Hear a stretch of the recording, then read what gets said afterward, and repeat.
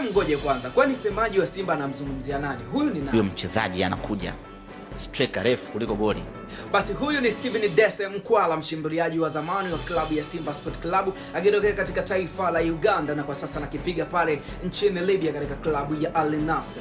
Hapo jana kulikuwa kuna mchezo wa Al Nassr dhidi ya Al Ittihad na Stephen Dese Mkwala andika bao moja maridadi. Hebu tushuhudie bao jinsi lilivyo upachikwa nyama.